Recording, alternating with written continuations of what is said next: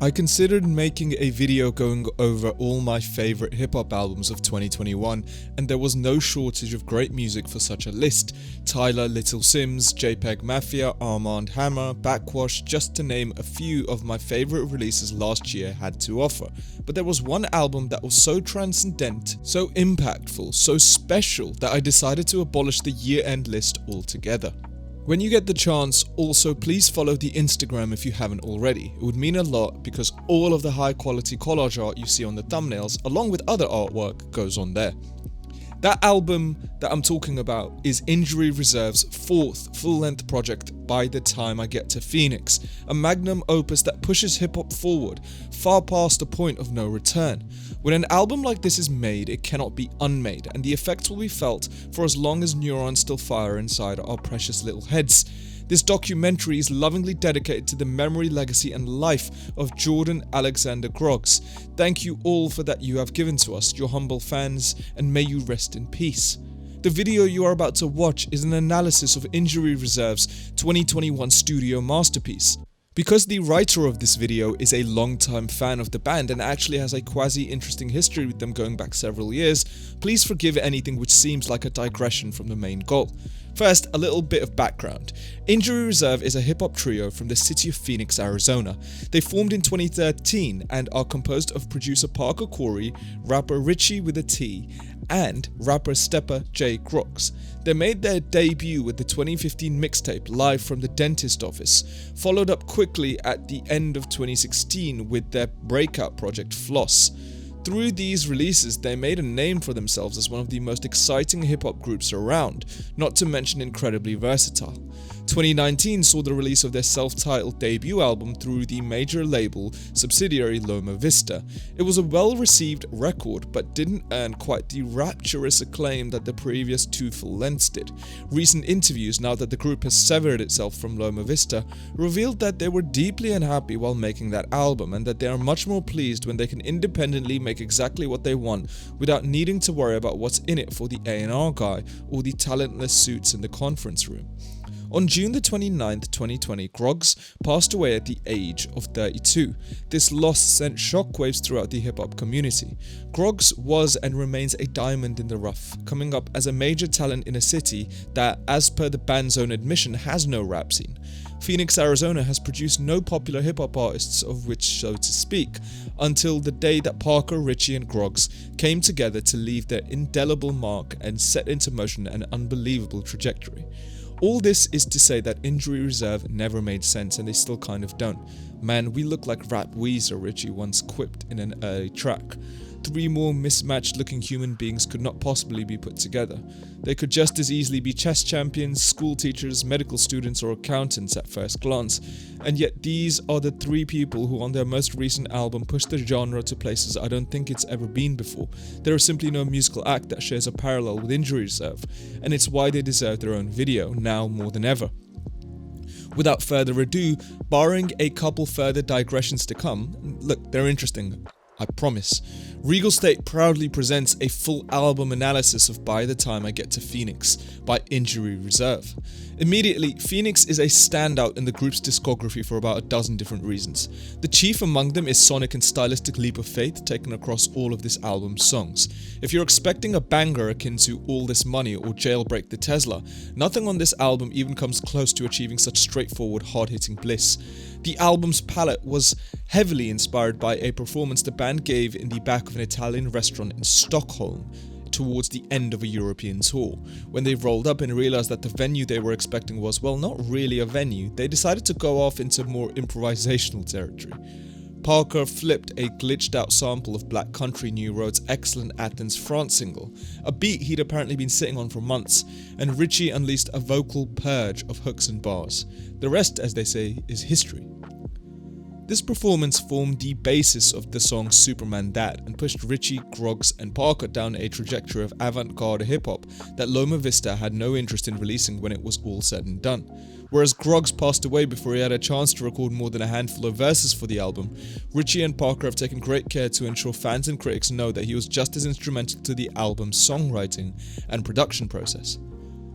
This album is very much a group effort. Groggs also named the album, referencing the classic song of the same name, which was most famously recorded by Isaac Hayes on his indisputable classic Hot Buttered Soul. His 19-minute rendition of the Jimmy Webb original is one of the most incredible moments in studio music history.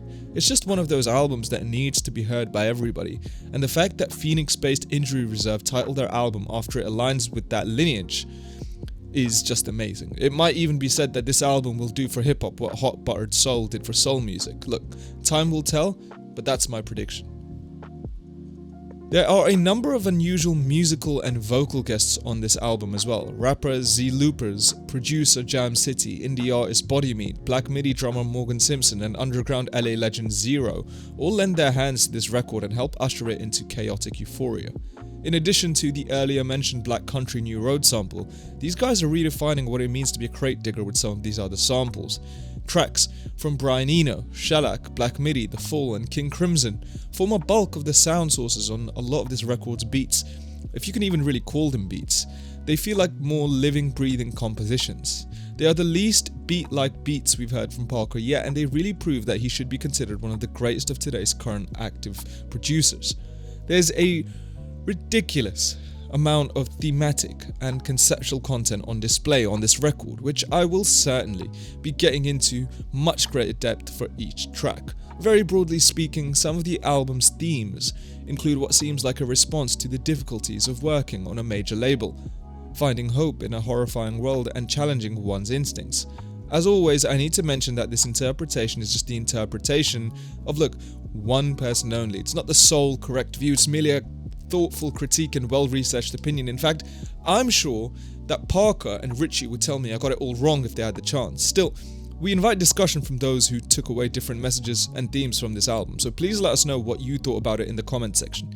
Anyway, without further ado, now on to the track-by-track analysis, beginning with track 1, Outside.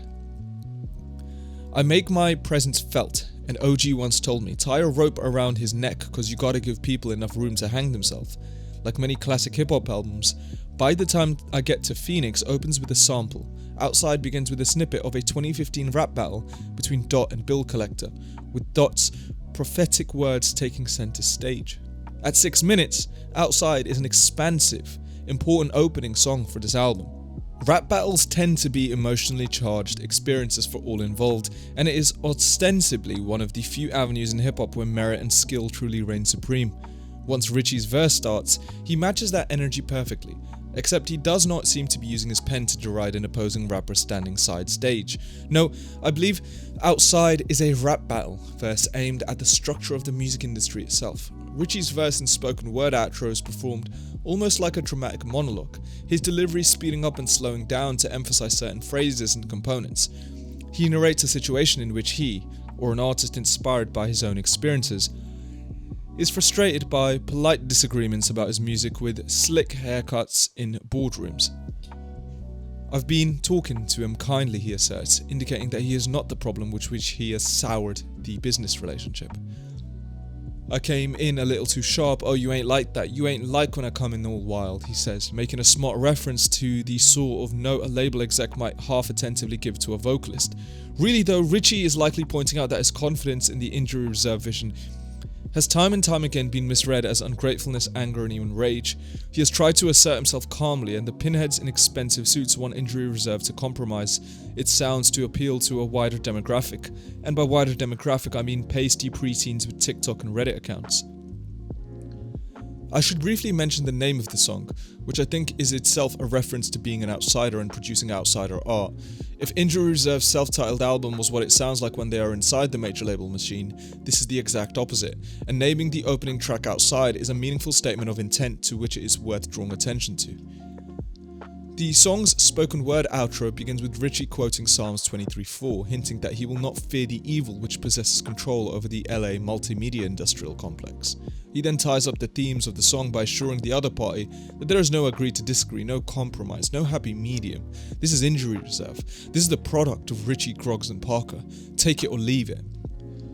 Sonically, this song is unbelievable. Its multi-layered instrumental was co-produced with Morgan Simpson, the spectacular drummer of UK indie prog band Black Midi. The first half is a fairly ambient, with some warped bass, guitar and synth singing a twisted progression. Simpson is in there, adding some atmosphere of tension-building cymbal hits. Then everything explodes, and the song ends with a remixed excerpt from Panico a las 5 AM, a composition from Venezuelan experimental musician Angel Rada. The riffs that had been teased all syncopate, and the first thing resembling a tangible rhythm is unleashed. Outside coasts out on a psychedelic journey of drums, keys, and a swarm of ambient noise. It degrades and disintegrates towards the end, falling out and seguing perfectly into track 2, Superman That. There are so many ways to interpret the short verse and chorus that encompass Superman That. I guess I should start with the title, which, if you didn't catch it, is a reference to the Soulja Boy song Crank That. This isn't useful information either. Both these songs feature an extended repetition of the word you, except in Big Draco's classic, it's an ad-lib, and in this song, it's in the context of the line, "Ain't no saving me or you." It's hard to talk about lyrics first without getting into the beat. If you'll recall, this is basically the song that inspired the sonic direction for the whole album. Parker flips a sample from Athens, France into nearly unrecognizable territory, pitting the melodic guitars and saxophones against the skipping drum rhythm that defies vocal accompaniment. Somehow Ritchie sounds incredible, belting the song's hook through a few layers of vocal processing technology. Now, why would this serious sounding song so clearly reference what was essentially a novelty from 15 years ago? Soulja Boy represents the first contact between the internet and the mainstream rap music apparatus. The online popularity of his music led him to a major label. And like him or not, Soulja's rise was organic, and it set off nearly 2 straight decades of poaching and independent talents from their online followings, and hoping that they'll take off just like Soulja Boy once did.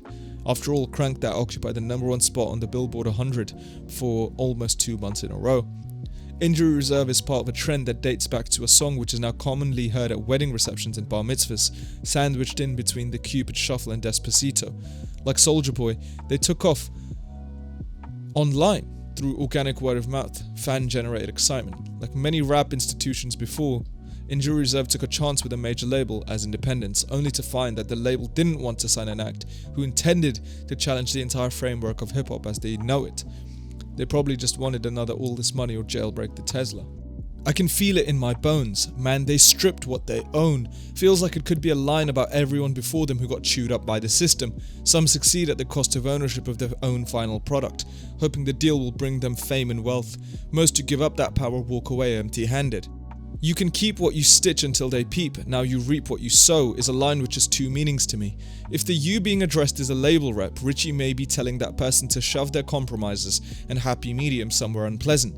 He may be telling this individual to witness what happens when the fans are presented with Injury Reserve's pure vision and feel the guilt at having not supported them from the get-go. If the you being addressed is another musical artist, perhaps an aspiring independent rapper, the message being conveyed is that you should never sell the profit of your work to the highest bidder. Be the one who reaps the benefits of your capabilities, because an independent rapper who takes off organically is going to be more well off in the long run than someone who lets the powerful and corrupt decide what good art is. In 2007, Soulja Boy Tellem entered the game as a force to be reckoned with. In his eyes, he was going to become an unstoppable force in the industry, serving as the vanguard of the new guard that was going to take over and give all the OGs enough rope to go and hang themselves with, or as he put it, watch me crank that Soulja Boy then Superman that hoe. Unfortunately, very little about the music industry as a result changed of Soulja Boy's unprecedented success. There is a song on Floss entitled S on Your Chest. It's a braggadocious, light-hearted track that's partly about Ritchie and Groggs flexing their lyrical capabilities. One of my favourite Groggs lyrics is on this song. Got me smoking more blacks than the hood, but really it's nothing to me. No time for losses, all we do is see W's. You like what's a WB? In 2016, Injury Reserve saw themselves as the Superman that might save the game, so to speak. In 2021, they returned from a long journey to report that Superman was a lie. There ain't no saving me or you. Track 3 is SS San Francisco, which also feels like it needs an entire essay's worth of explanations in its own right. The title, from what I can tell, seems to reference an actual Navy nuclear submarine. In 2005, the USS San Francisco collided with an underwater mountain in the Pacific Ocean, causing multiple injuries and 1 death among the crew. A report was conducted which revealed that some key mistakes were made at the leadership level, which resulted in the collision. Now, I'm not sure what the US Navy accidentally ramming a nuclear sub into a seaman has to do with this song, but it could be connected to the song that is sampled in the instrumental. That song is Autotech Pilot by legendary UK post-punk band The Fall. That 1986 track can be interpreted to be an expression of fear and distrust at the government's use of computer technology and how a computer can't do what a human brain can do. Its refrain refers to the titular Autotech Pilot, which isn't going to land on its purgatory band. Mark E. Smith seems to opine that the self-flying military plane is either going to fly forever or it's going to crash and lead to an injury and death. These underpinnings of the mistrust of technology are going to come full circle later in the album, so just keep a pin in that for now. As with the first two tracks, SS San Francisco continues to detail the experience of how the music industry purveys hip-hop music. It has only guest rap verse on the whole album, belonging to Z Loopers, who we discussed in the most recent Earl and Bruiser Brigade videos. In SS San Francisco, Ritchie says plainly and clearly that he does not fit in with what is proven to move units. Over a tense bassline and with more vocal effects, he refuses to engage. He's pulling a Bartleby. I simply prefer not to. Or in his words, I ain't going through that. You can just force me through. Nah, I ain't gonna do it. Nah, I ain't gonna do it. There is not much a person can do that is more powerful than saying no when convention dictates it not to be in their best interests. Saying no in this case was definitely the right move, and we have this album as proof. Ritchie likens his experience with the music industry vultures to a sketchy landlord making impossible promises to get you to sign a lease.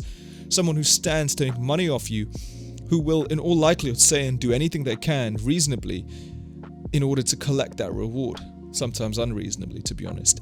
The most fascinating detail of this song for me is the last few lines towards the end of this song, in which he seems to describe a conversation he had with an aunt or some other trusted family member or mentor. She tries to convince him in favor of sticking with a major label. After all, the money's good, so good that it will last her 4 years and then some, and anyone investing that much money in talent is naturally going to want to secure the return on their investment by promoting trends that appeal to wide audiences. Ritchie compares this level of compromise to being a butler, like Alfred serving Bruce Wayne. She retorts that Ritchie wouldn't need to be Alfred, he could be Joffrey from The Fresh Prince of Bel-Air, employed by a wealthy black investor instead of a white one. Still, this is unacceptable territory. No one watches Fresh Prince hoping to end up like Joffrey. They want to be Will Smith. More on him later. Of the 3 songs so far, this one is definitely the most comparable to a more typical hip-hop song. It still instrumentally transcends contemporary competitors, and what I mean is that old British bass riff serves as a fantastic backing bone, and the boom-bap drums that come in when Zuluper's verse starts are just what the song needs at just the right moment. Track 4, Footwork in a Forest Fire, is where the album's concept seems to take a turn. I might be reaching here, but this song seems to be commenting on the ways in which consumers, artists, and the system as a whole engage with apocalyptic imagery. It directly confronts and challenges the numbing normalcy of behaviors which are indeed apocalyptic to those on the receiving end, be it colonialism, drone warfare, or the institutional poisoning of the planet. In his first proper appearance on the album, Groggs delivers a breathtaking performance. He isn't painting a very pretty picture. Manic in the skies, there's panic in the sky, even when it's down below, there's nowhere to go. All this vocal chaos over a beat that features a sample of the 1971 King Crimson instrumental song, Sailor's Tune. Groggs continues, I said, we down to riot, sorry mama, I try my best. To no longer be polite, they're trying to take my life and they take my rights. Groggs' lyrical mayhem sets the stage for Ritchie's verse. The verse is replete with imagery of incarceration, control and discipline, seeming to take on the perspective of someone with power in an end-time situation. Let's see how your feet work. Let's see how you roll. This, that good work. Let's see how you would work. We gon' chop them down slowly. This song, perhaps partially inspired by its title, conjures to my mind the prison inmates in California who are relied upon to fight the annual forest fires. These same inmates, risking their lives for their fellows, are not legally allowed to serve with the fire department after incarceration, but their free labor is needed to keep the end of civilization under control. As his verse continues, societal panic and anguish increase, and all those doomsday prep wackos with their vast arsenals are looking more and more like they had the right idea this whole time. They got bear masks and bows, everything that you don't. They've been plotting on this moment. We laughed at them and joked. There's one thing I know, is that we in this thing alone. This song features skittering, glitchy drums, sounding as though it's taking inspiration from the Footwork style of music production. Only this isn't the sort of footwork you'll happily going to during a DJ Tay performance. When the instrumentation first comes up, it sounds like a cacophony of unfamiliar voices and instrumentals sounding off the Rapture. Footwork in a Forest Fire is the first of a 3-song run on this album, which feels like the destruction of everything. At the risk of using a tired analogy from ancient literature, by the time I get to Phoenix sounds like Injury Reserve has the Infinity Gauntlet and is going full Thanos on everything you thought you knew. Track 5, Ground Zero, also deals overtly with reflections on pandemic life. Ritchie's verse describes a Black Friday-style brawl with his fellow paranoid customers from many of the amenities we took for granted prior to 2020. He doesn't explicitly say what he's dueling people for, but it doesn't really matter if it's toilet paper, hand sanitizer, PPE or face masks. The picture he paints speaks for itself. This track relies on another sample from The Fall, this time from the 1985 song I Am Damo Suzuki. That song is itself a tribute to the musician of the same name, famed vocalist of the German experimental group Can. I am not sure how this relates to Ground Zero, but it has a great bassline and a frantic atmosphere that suits the final product well.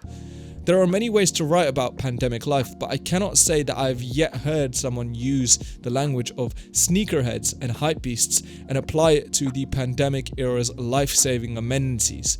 That is genius lyricism right there, not to mention that it flows perfectly from the end of days feeling that permeated Footwork in a Forest Fire.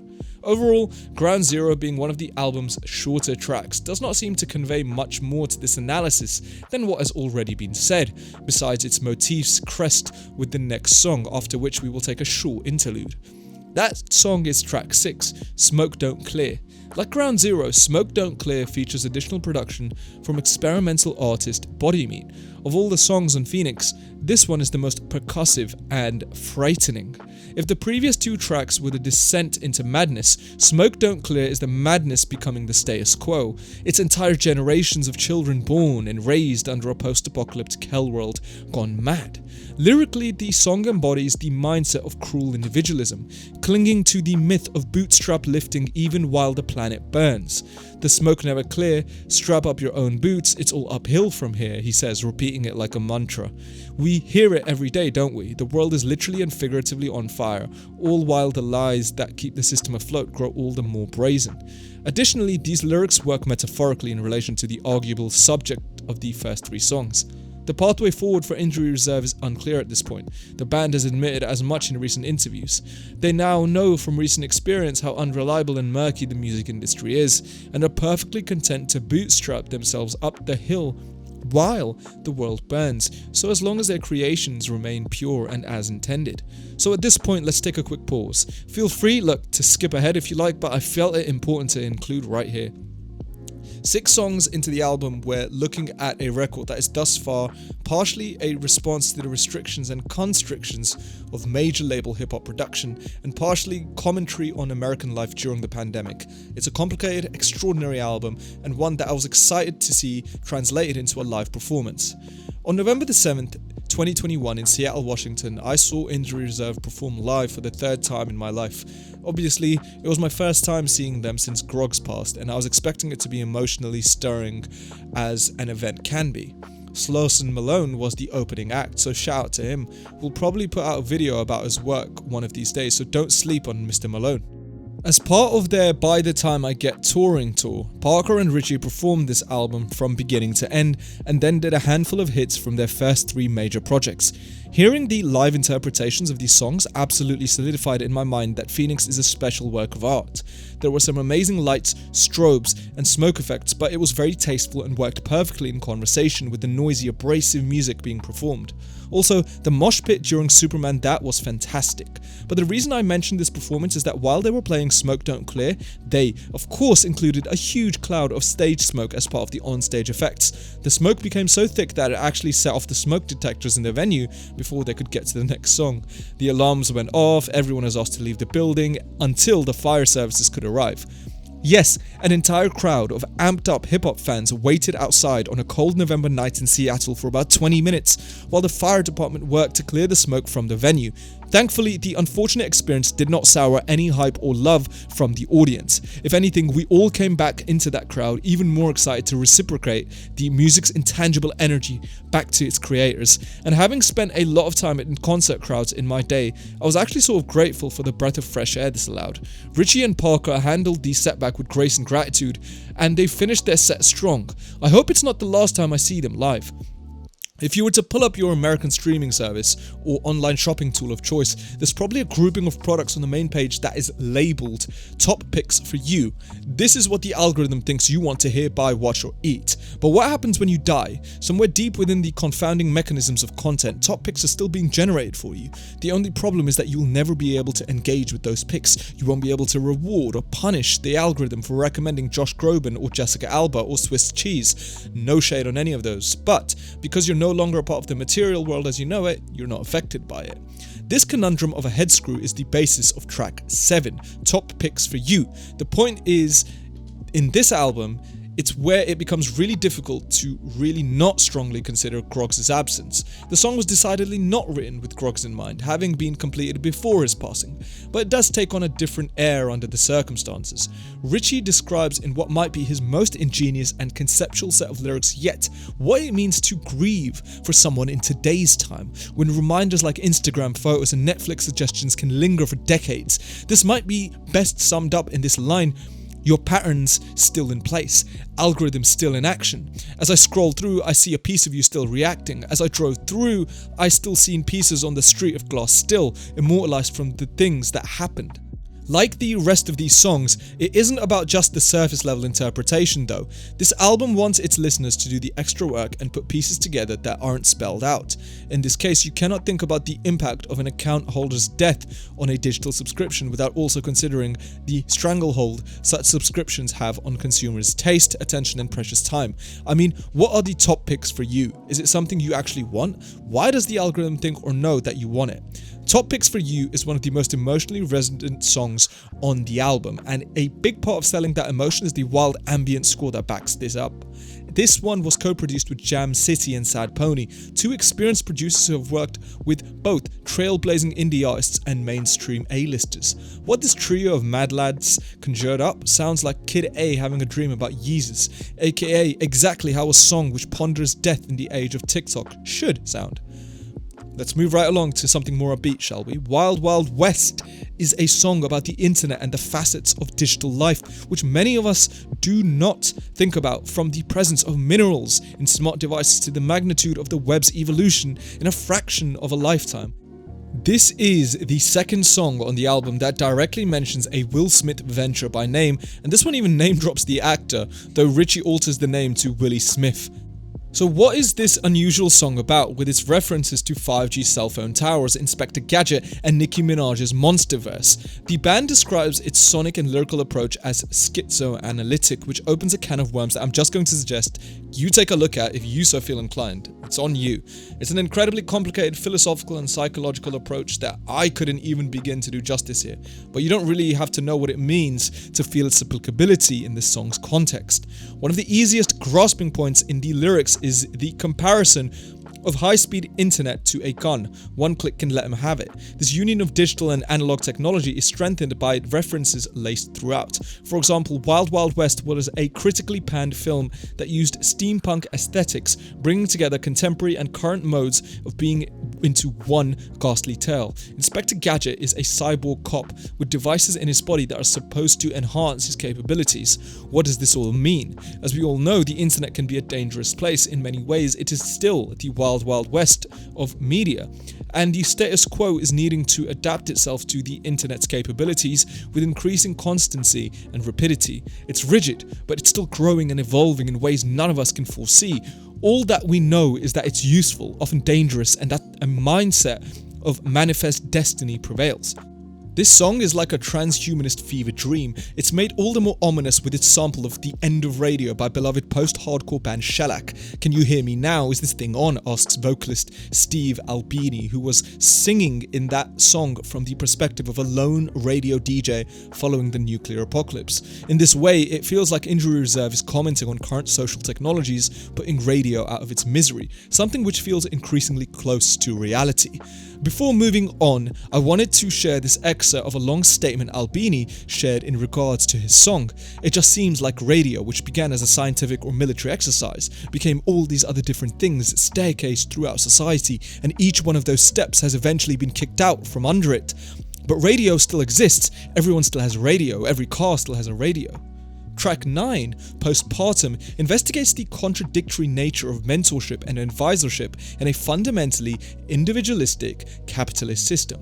Ritchie raps about being someone who has, in the early stages of his own career, been open-hearted and willing to share knowledge with burgeoning and aspiring artists. Serving that role is a good thing to do, and it makes one feel good, but Ritchie is seeing all these little lowercase t's on instrumentals, getting better deals, selling more records, and making more money. He cannot help but feel bitter. The American music industry represents a system which incentivizes selfishness, deceit, and looking out for only oneself. Don't give away your best ideas for free. Don't tell anyone about something that will let them get further than you. Don't make any friends. Is there any way to work, live, and create? I'd rather burn at the stake than boil in a pot. If this album has one line which summarizes it best, it is probably that one. That is essentially what Phoenix represents for Injury Reserve, a grand conflagration that was so unusual that the label said, "Contract? What contract? There is no universe in which this band is simmering on a back burner and churning out 6 albums that sound like floss. The stakes are high, the wood is ablaze, and the smoke definitely don't clear." Of all the songs here, this one hews the closest to the group's jazz rap roots. It features an actual jazz sample from Nigerian flutist T-Mac Omtoshola Eseli from the song Nam Myoho Reneje Kyo. When they played this song live, Ritchie did take the time to make fun of some of the people online who thought that this song sampled Animal Crossing or Minecraft, so rest assured that this is not the case if you thought it was. If any song on this album is going to appeal to a fan of more traditional sounding hip-hop, it is this one. It has a chorus, and its meaning is not cryptic in the least. It is still poetic, of course, with Ritchie's comparisons of being a lucky rapper's mentor to being a mother of multiple unruly children.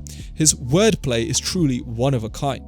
Also commendable is his ability to connect back around to the trials and tribulations of navigating the current hip-hop landscape. This album contains multitudes. The fact that Phoenix can connect with meditations on grief, independence, and the apocalypse so seamlessly is a defining marker of its to-be-ordained status of classic. Knees was the unlikely first single from Phoenix and the first significant indication that this was going to be a special listening experience. The song comes in with a glitched-out, precisely executed sample of the Black Midi song Sweater. You'll recall that the band's drummer Morgan Simpson contributed to Outside. Knees returns the favour with its ingenious sample flip. Lyrically, the song conveys the pains of growing both in age and in experience.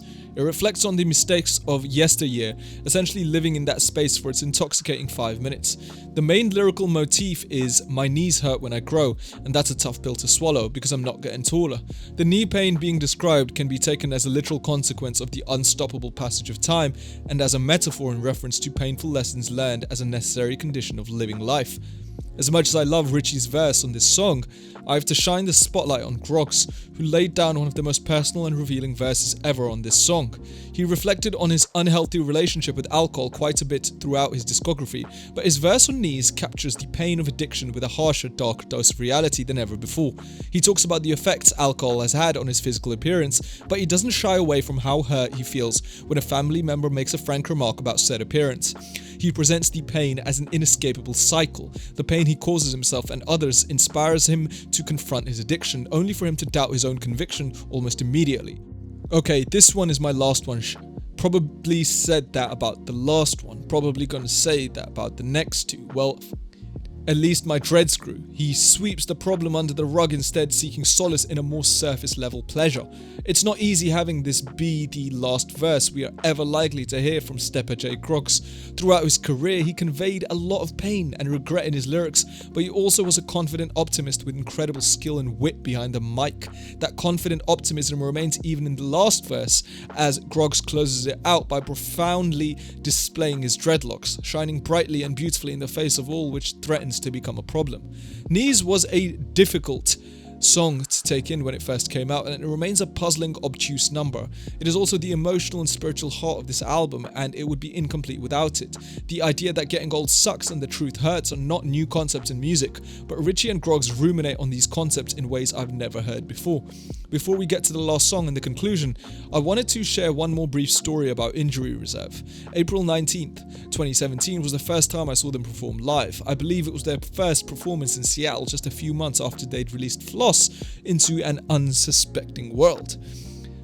I should back it up a bit though, because I didn't just see Injury Reserve, I helped book them. See, at the time I was the music director for my college radio station at the University of Washington, and every year our budget included funds to put together a concert. The previous year we had booked Mick Jenkins and he was great, but the main issue with the University of Washington was that it lacked what I considered to be an appropriate venue for such an event. So in 2017 we switched it up and decided to split the event into 2 back-to-back evenings of music, and we put it in a small theatre that was usually reserved for intimate plays. So anyway, the first night was headlined by Kiro Bonito, who was a dream booking for us. Lovely people, by the way.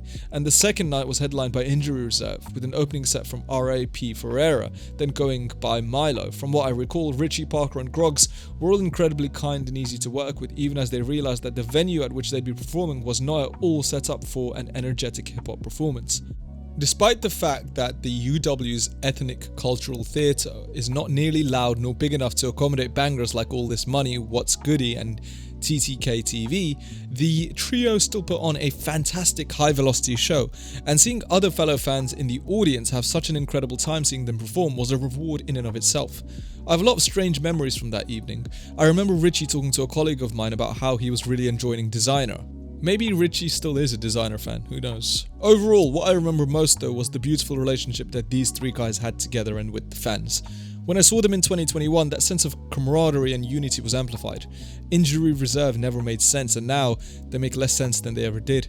And yet all this solidarity persists amidst all this chaos. Maybe schizoanalysis isn't as scary as it sounds.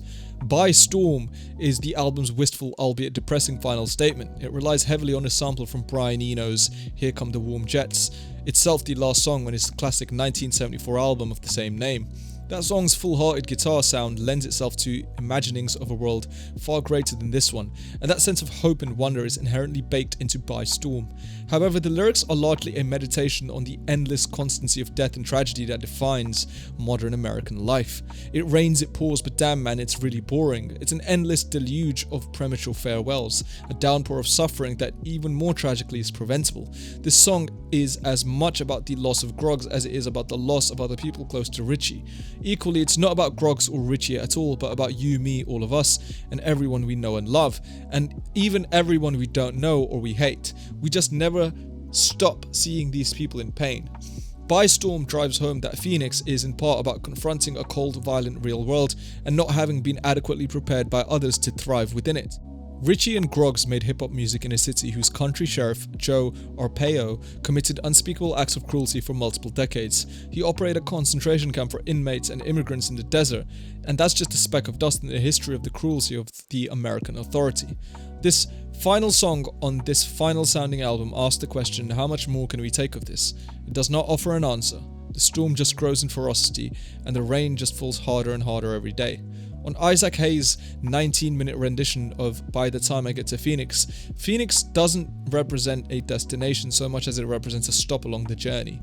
In the song, the protagonist leaves Los Angeles and doing so, leaves behind his unfaithful and unappreciative wife. Hayes sings, by the time I get to Phoenix, she'll be rising. Oh, and she'll find a note I left hanging on her door. She'll laugh when she reads the part that says I'm leaving, because I've left that girl so many times before. In 1992, Public Enemy released the song By the Time I Get to Arizona, whose title was inspired by the Hayes song. The song was recorded in response to Arizona's then Governor Evan Mecham cancelling the observance of Martin Luther King Jr. Day, with his reintroduction being voted against in a state proposition. The song serves as a controversial musical threat to white supremacy, standing against the sanitization and liberalization of King's image after his assassination. Its message carries compounded weight politically and as a reference point for this particular work. This album, By the Time I Get to Phoenix, positions Injury Reserve's hometown of Phoenix as a destination. It's a familiar place to recuperate after leaving behind Los Angeles, and in doing so, leaving behind their unfaithful and unappreciative record label. Through this lens, the band expresses an overwhelming sense of anxiety and urgency regarding the unmanageable amount of global crises taking place right now. The pandemic, police brutality, addiction, capitalism, Silicon Valley culture, grief, and racism are just some of the rich subject matters on display in Ritchie and Groggs' lyrics. We hope you enjoyed this very, very long analysis of Injury Reserve's By the Time I Get to Phoenix. Now, what did you think of this album? Was it similar to sounds like that last transmission from a DJ who has survived nuclear annihilation, or not? What themes and concepts did you pick up? Like, what did you gravitate towards on that we didn't mention? But as always, thank you for watching. I think this video is definitely in tribute to Jordan Alexander Groggs. Rest in power.